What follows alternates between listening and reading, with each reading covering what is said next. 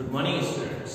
हम फिर हाजिर आपके सामने अपनी ऑनलाइन क्लासेस के साथ। As you know, in previous lectures we discussed about two chapters, electric current and magnetic field, and second is chemistry in everyday life.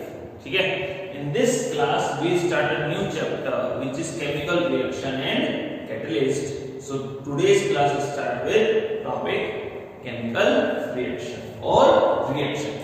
ठीक है, what is reaction?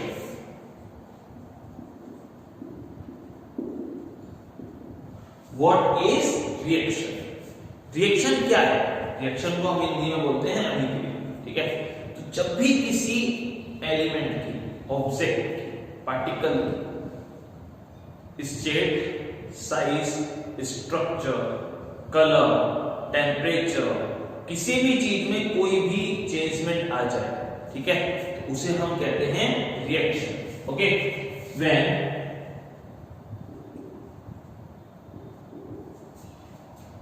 there is a change in temperature, color,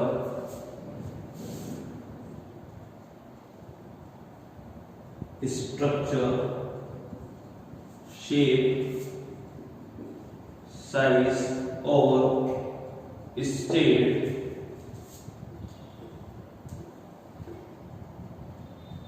in an element, then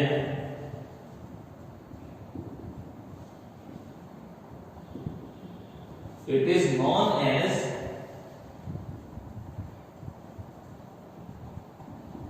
reaction। ठीक है, it is known as reaction। ठीक है, and the changement are known as changes। जो changement हो रहे हैं उन्हें हम चेंजेस के नाम से जानते हैं। ठीक है, अब हमारी रिएक्शन कितने टाइप की होती है? हमारी रिएक्शन दो टाइप की होती है। ठीक है,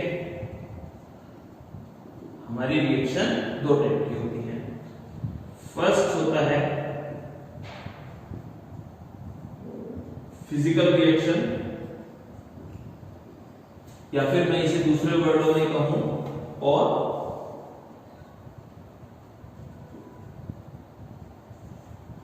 फिजिकल चेंजमेंट। ठीक है, या फिर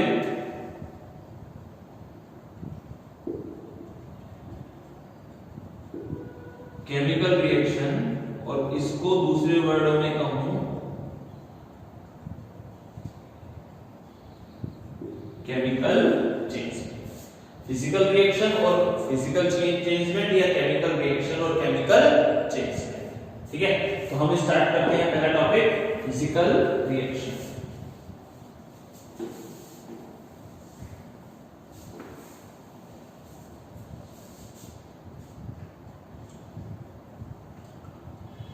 सो स्टार्टिंग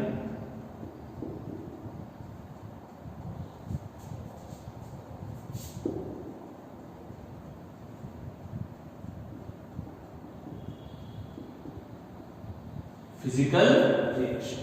ठीक है, फिजिकल रिएक्शन का मीन्स क्या है? फिजिकल रिएक्शन का मीन्स है कि अगर किसी ऑब्जेक्ट की सिर्फ फिजिकल स्टेट में चेंजमेंट हो, उसकी केमिकल प्रॉपर्टीज में चेंजमेंट ना हो, ठीक है, तो उसे हम कहेंगे physical changement. When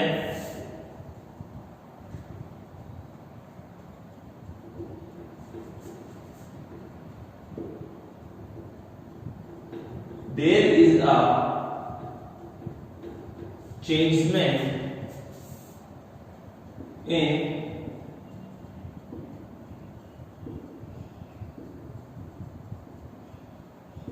physical properties. अब फिजिकल प्रॉपर्टीज का मीन्स क्या क्या होता है? फिजिकल प्रॉपर्टीज का मीन्स होता है स्टेट, साइज और स्ट्रक्चर।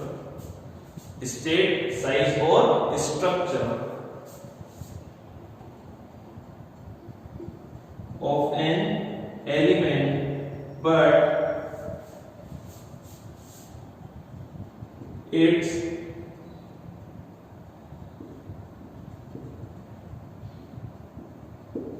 chemical properties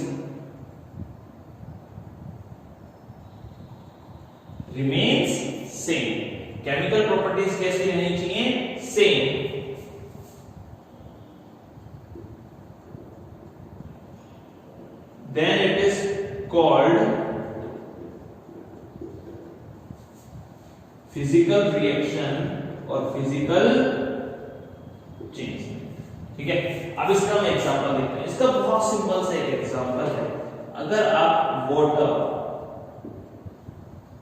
ठीक है, को ठंडा करेंगे, इसका टेम्परेचर क्या कर देंगे, कब फ्रीज करेंगे, तो ये फाइनली किसके अंदर कन्वर्ट हो जाएगी, आइस के अंदर। ठीक है, इस कंडीशन में इसकी केमिकल प्रॉपर्टीज है, केमिकल फॉर्मूला क्या है, H2, और इसमें भी इसकी केमिकल प्रॉपर्टी है, फॉर्मूला क्या है, H2। ठीक है, अब अगर आप आइस को गर्म करेंगे, आइस वापस किसमें कन्वर्ट हो जाएगी, वाटर, वापस किसमें कन्वर्ट हो जाएगी, वाटर में। मींस इसके अंदर कभी भी नया ऑब्जेक्ट हमको नहीं मिलता है, नया ऑब्जेक्ट नहीं बनता है। सेकंड, इसके अंदर एलिमेंट की प्राइमरी स्टेट को हम दोबारा गेन कर सकते हैं, कलेक्ट कर सकते हैं, हम वापस प्राप्त कर सकते हैं। ठीक है, इसके क्या सेक्शंस हैं, इसके सेक्शंस देखते हैं। मैं एक बार इसका एग्जांपल क्या लिख देता हूं ताकि आपको अच्छे से समझ में आ जाए कि मैं क्या लिख रहा हूं और क्यों लिख रहा हूं। ठीक है, वाटर किसमें कन्वर्ट हो गया, आइस में, और आइस अगेन किसमें कन्वर्ट हो गई, वाटर में। इस टाइम भी फॉर्मूला क्या है, H2, इस टाइम भी फॉर्मूला क्या है, H2, और इस टाइम भी फॉर्मूला क्या है, H2। ठीक है, इसकी पहली प्रॉपर्टी क्या है,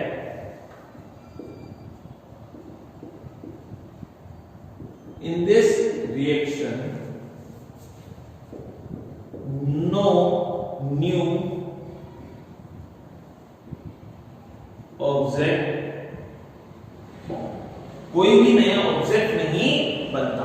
ठीक है, second,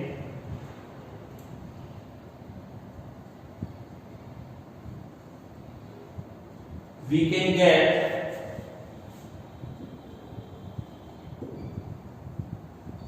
original state of element, हम इसकी ओरिजिनल स्टेट को दोबारा प्राप्त कर सकते हैं।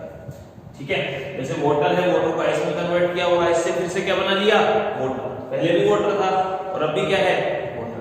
ठीक है, तीनों की केमिकल प्रॉपर्टीज या chemical formulas H2O H2O H2O हमेशा सेम रहेंगे। ठीक है, अब हम आते हैं अगले टॉपिक जिसका नाम है केमिकल रिएक्शन, जिसके ऊपर हमारा पूरा ये चैप्टर बेस्ड है। उसके ऊपर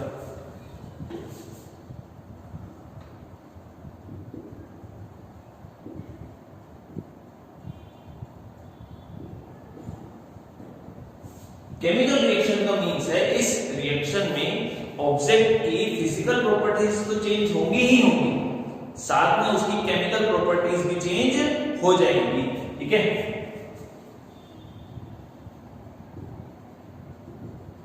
इन this reaction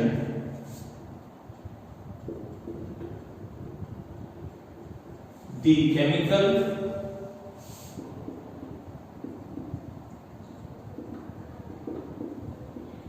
properties of object change with physical properties, इसका एग्जांपल देखेंगे। ठीक है, इसका एग्जांपल बहुत अच्छा है। आपके पास मिल्क है, मिल्क से आपने क्या बना लिया, ठीक है, मिल्क से आपने क्या बना लिया, कर्ड। ठीक है, तो क्या कर्ड से दोबारा कभी मिल्क बना सकते हैं, क्या कर्ड से दोबारा कभी मिल्क बना सकते हैं, नहीं। ठीक है, आपने किसी भी कार्बन को या न्यूज़पेपर को आपने जला दिया, ठीक है, और उससे CO2 बन गई और साथ में उसकी राख बन गई, ऐश। ठीक है, तो क्या इस राख से, इस ऐश से दोबारा कार्बन प्राप्त कर सकते हैं क्या, नहीं। ठीक है, मतलब इस रिएक्शन में हमको हमेशा नया ऑब्जेक्ट मिलेगा। ठीक है, और कभी भी हम पुराना ऑब्जेक्ट या ओरिजिनल फॉर्म को गेन नहीं कर सकते। ठीक है, तो in this reaction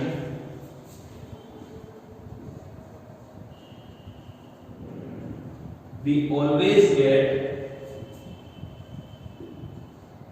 new object, ठीक है। और सेकंड पॉइंट क्या है,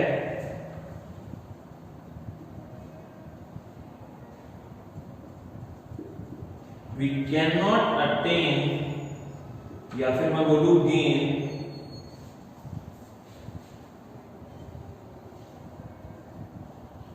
original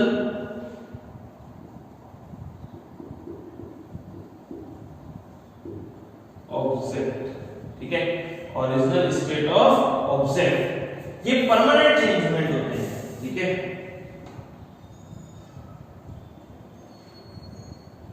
so they are permanent changes. ये कैसे चेंजेस होते हैं, परमानेंट चेंजेस होते हैं, ठीक है। इनमें आप कभी भी ओल्ड स्टेट या ओरिजिनल स्टेट को गेन नहीं कर सकते, इसमें हमेशा नया ऑब्जेक्ट ही बनेगा, ठीक है। एग्जांपल इसका अभी हमने आपको बताया C+O2 और क्या बन गई आपके पास CO, ठीक है। तो मैक्सिमम क्वेश्चन क्या आता है, मैक्सिमम इसके अंदर जो अच्छा क्वेश्चन बनता है वो ये क्वेश्चन बनता है कि what is the difference between physical changes या physical reaction and chemical reaction. Physical changes या केमिकल चेंजेस के बीच में क्या डिफरेंसेस हैं। तो फिजिकल स्टेट, फिजिकल चेंज की आप डेफिनेशन लिख देंगे कि in this reaction we only change physical properties but not chemical properties. और इसके अंदर क्या लिख सकते हैं केमिकल रिएक्शन में कि in this reaction we can change chemical properties with physical properties, ठीक है। समझ में आ गया। फिजिकल चेंजमेंट में कभी भी नया ऑब्जेक्ट नहीं बनेगा, ठीक है। इसके अंदर हमेशा हमको नया ऑब्जेक्ट बनेगा, मिलेगा। उसके अंदर फिजिकल चेंजमेंट में हम दोबारा ओरिजिनल स्टेट की, ऑब्जेक्ट की ओरिजिनल स्टेट को गेन कर सकते हैं, जबकि इसके अंदर दोबारा गेन नहीं कर सकते। फिजिकल चेंजमेंट टेम्पररी होते हैं, कुछ टाइम के लिए रहते हैं, ठीक है। जबकि ये कैसे होते हैं, परमानेंट होते हैं। फिर आप दोनों के एग्जांपल भी शो कर सकते हैं। वहां पर तो वाटर से आइस, आइस से वाटर। यहाँ पर जब कार्बन को जलाया तो क्या बन गई, कार्बन डाइऑक्साइड। कार्बन डाइऑक्साइड से दोबारा कार्बन नहीं बना सकते, ठीक है।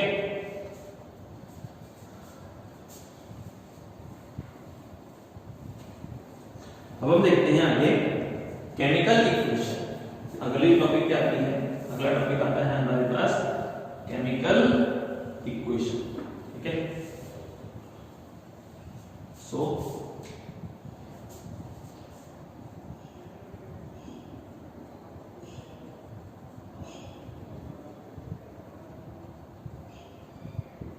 Next topic is chemical equation.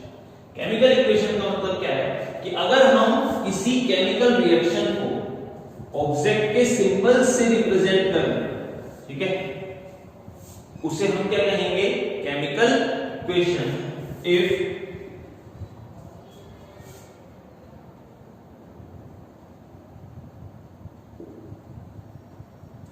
any chemical reaction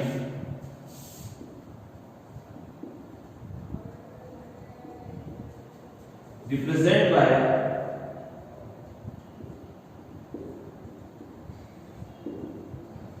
symbol of object or element,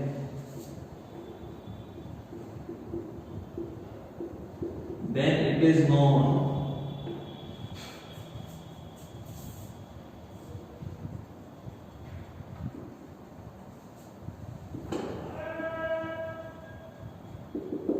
chemical equation, then it is known chemical equation, ठीक है। इसके अंदर हम क्या करते हैं, जैसे एक एग्जांपल लेकर चलता हूं मैं आपका। when carbon burn CO2 जब भी कार्बन को जलाया जाएगा तो क्या बनेगी हमारे पास CO2 बनेगी। इसको कैसे लिखेंगे C+O2 CO2। ठीक है, ये तो इसका फर्स्ट आ गया। सेकंड देख लेते हैं, रस्टिंग ऑफ आयरन। आयरन पर जब जंग लग जाती है, रस्ट हो जाती है, तब क्या रिएक्शन होती है Fe2 प्लस 3O2। तो यहां से हमारे पास बनता है Fe2O3। हमारे पास क्या बनेगा Fe2O3। तो ये क्या कहलाती है रस्टिंग ऑफ आयरन। ठीक है, अब केमिकल इक्वेशन के कुछ प्रॉपर्टीज हैं वो हम देख लेते हैं। जैसे एक केमिकल रिएक्शन है जिसमें A और B दो ऑब्जेक्ट एक दूसरे से रिएक्ट कर रहे हैं और कौन सा ऑब्जेक्ट फॉर्म हो रहा है C। ठीक है, when A react with B then C form। ठीक है, तो उसमें A और B जो कि रिएक्शन में पार्ट ले रहे हैं उन्हें तो हम कहेंगे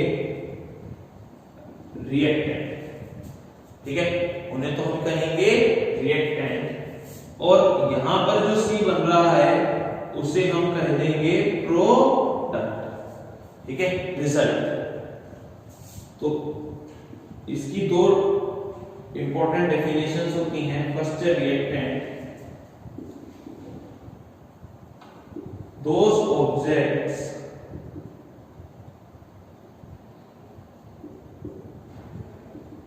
which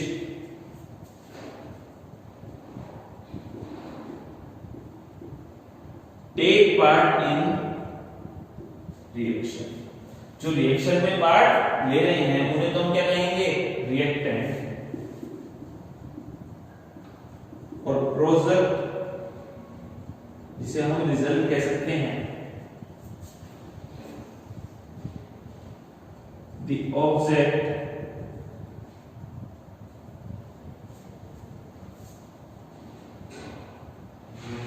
formed in reaction। किसी रिएक्शन में अगर कोई ऑब्जेक्ट बन रहा है तो उसे हम क्या कहेंगे प्रोडक्ट या फिर रिजल्ट। ठीक है,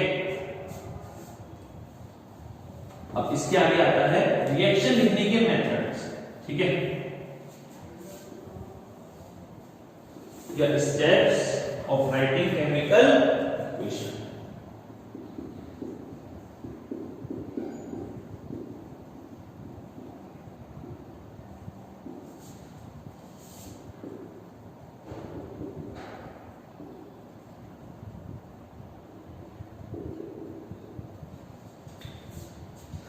steps of writing chemical equation. इसका पहला point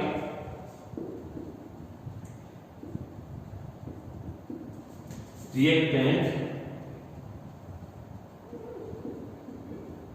always right in left side. Reactant हमेशा कहां पर लिखे जाएंगे लेफ्ट साइड पर। जैसे एक एग्जांपल लेकर चलते हैं, A प्लस B इसका फॉर्मेशन कर रहे हैं C का, तो रिएक्टेंट हमेशा कौन सी साइड है लेफ्ट हैंड साइड, और जो हमारा प्रोडक्ट है जो हमारा रिजल्ट बन रहा है वो कौन सी साइड बन रहा है राइट हैंड साइड। ठीक है, तो second point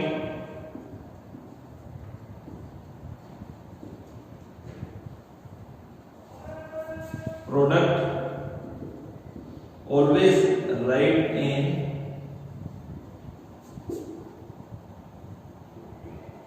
right hand side. ठीक है, अब केमिकल रिएक्शन हो रही है, इसको कैसे रिप्रेजेंट करते हैं एरो के साइन। ठीक है, the direction of chemical reaction represent with arrow sign. So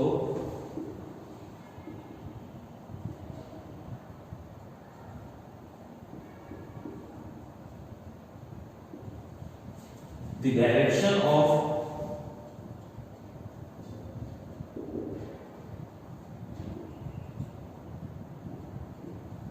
chemical reaction represents with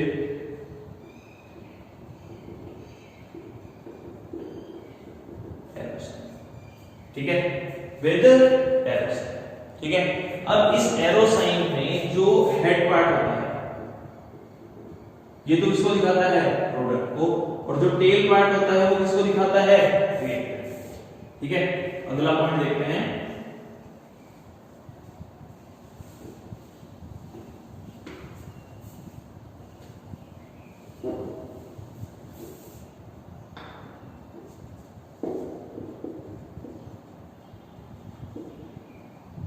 the head part of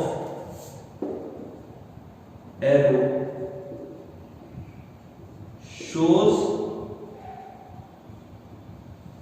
product or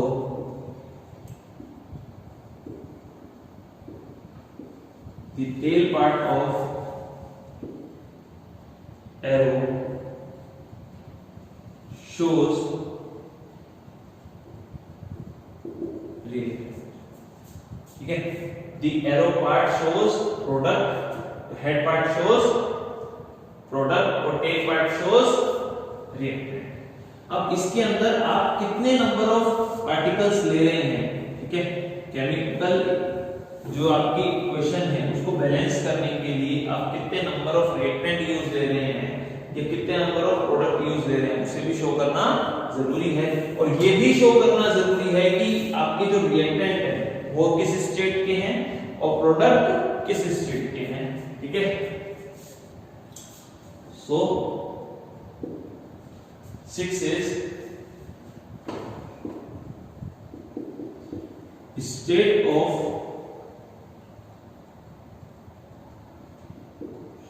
reactant and product shows in chemical equation। जैसे एग्जांपल लेकर चलता हूं एक छोटा सा,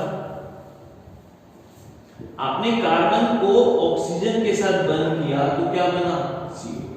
यहां पर कार्बन कैसी स्टेट में है, सॉलिड। ऑक्सीजन कैसी स्टेट में है, गैस। और कार्बन डाइऑक्साइड भी किस स्टेट में बन रही है, गैस, ठीक है। समझ में आ गया। अगला एग्जांपल ऐसा ही छोटा सा, 2H2 react with O2 then formed 2H2O water। तो हाइड्रोजन कैसी स्टेट में है, गैस। ऑक्सीजन कैसी स्टेट में है, गैस, लेकिन वाटर कैसी स्टेट में बन रहा है, लिक्विड, ठीक है। 7वां पॉइंट, जो आपकी इक्वेशन है should be in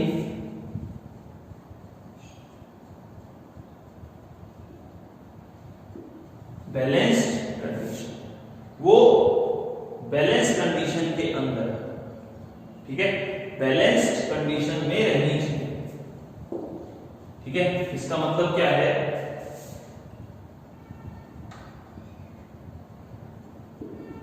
number of reactant equal to number of product। जितना भी आप रिएक्टेंट ले रहे हैं उतना ही आपका क्या बनेगा, प्रोडक्ट। उसमें कहीं भी मास का लॉस, रिएक्टेंट के मास का लॉस नहीं होगा, ठीक है। हमेशा इक्वल क्वांटिटी के अंदर, इक्वल अमाउंट के अंदर ही प्रोडक्ट बनेगा, ठीक है। अगला point,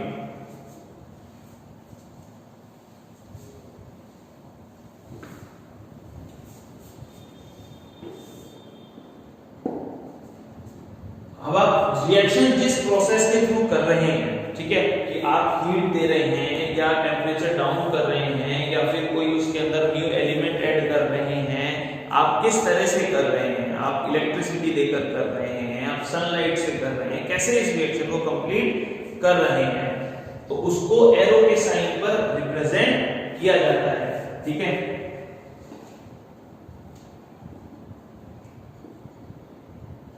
heating,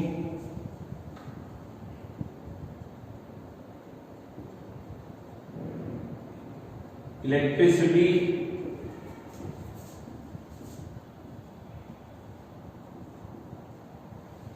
sunlight or other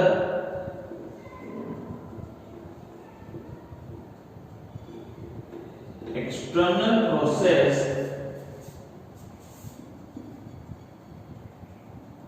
shows on arrows.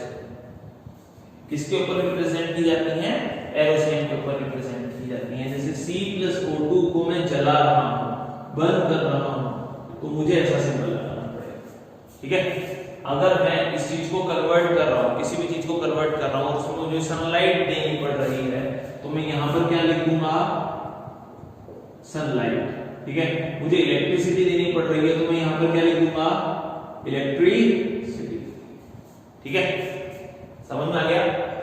ये हमने पढ़ा steps of writing chemical equation और उसके कुछ स्टेप्स हमने पढ़े। ठीक है, तो आज की क्लास हम यहीं पर फिनिश करते हैं। आज की क्लास में हमने पढ़ा रिएक्शन किसे कहते हैं। ठीक है, उसके टाइप्स क्या हैं, फिजिकल और केमिकल, दोनों के डेफिनेशंस क्या हैं, दोनों की प्रॉपर्टीज क्या हैं, दोनों के एग्जांपल्स क्या हैं। और उसके बाद हमने पढ़ा केमिकल इक्वेशन। केमिकल इक्वेशन में रिएक्टेंट क्या होता है, प्रोडक्ट क्या होता है, केमिकल इक्वेशन को कैसे आप रिप्रेजेंट करोगे, उसके कुछ स्टेप्स पढ़े। जिसमें लेफ्ट हैंड साइड पर तो हमेशा आपके रिएक्टेंट आएंगे, राइट हैंड साइड पे हमेशा क्या आएगा? प्रोडक्ट। बीच में एरो का साइन आएगा जो कि डायरेक्शन ऑफ रिएक्शन को शो करता है। इसमें जो हेड मार्क है, ठीक है, जो पॉइंट मार्क है, वो तो किसको शो करेगा? प्रोडक्ट को। और जो टेल मार्क है वो किसको रिप्रेजेंट करेगा? रिएक्टेंट। ठीक है, इसके बाद हमने देखा कि हमको जो एलिमेंट हम यूज ले रहे हैं, रिएक्टेंट या प्रोडक्ट, उनकी स्टेट को भी फॉर्म करना पड़ेगा। और एक्सटर्नल जो प्रोसेस हम यूज ले रहे हैं, इलेक्ट्रिसिटी हो गई, हीट हो गई या सनलाइट हो गई, इसको भी हमको एरो के साइन पे रिप्रेजेंट करना पड़ेगा। आपकी केमिकल इक्वेशन हमेशा बैलेंस होनी चाहिए। ठीक है, always be in balance form means the number of reactant is equal to number of product, means the number of amount used in reactant is number of amount used in product. दोनों का मास हमेशा कैसा होना चाहिए? Equal. Mass loss नहीं होना चाहिए। ठीक है, क्योंकि किसी भी रिएक्शन में मास लॉस नहीं हो सकता है। अगर गैस निकल भी रही है तो भी वो अपने साथ कुछ ना कुछ मास लेकर जा रही है। ठीक है, आज की क्लास यहीं पर समाप्त करते हैं। मिलते हैं आपसे नेक्स्ट क्लास में, और नेक्स्ट क्लास में हम इसके आगे के टॉपिक्स को बहुत अच्छे से डिटेल से पढ़ेंगे। होप आपको आज की क्लास बहुत अच्छी लगी हो। कोशिश करता हूं कि आपको अच्छे से समझ में आए, and I wish and I hope also कि आप प्रॉपर नोट्स बना रहे होंगे, क्योंकि मैं कभी भी पीडीएफ फाइल्स आपसे मंगवा सकता हूं कि आपने क्या किया है, अपना होमवर्क दिखाइए। और बहुत जल्दी हम आपके साथ आपकी लाइव क्लासेस के साथ भी शुरू होंगे, जहां पर मैं आपकी ऑनलाइन लाइव क्वेरीज को सॉल्व करूंगा। ठीक है,